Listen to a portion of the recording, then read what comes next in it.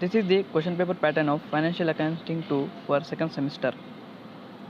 In part A, we have to write only 5 question answers out of 8 question answers. In part B, there will be essay questions and it will having internal choice.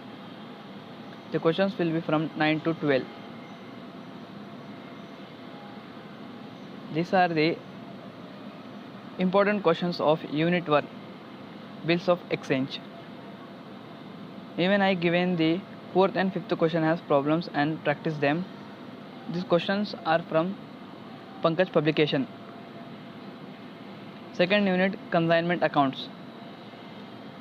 In this question also have problems at the 10th question. Third unit, important questions, joint venture accounts. Fourth unit, important questions, accounts from incomplete records. Fifth unit questions, account of non-profit organization. Here we can discuss the important topics.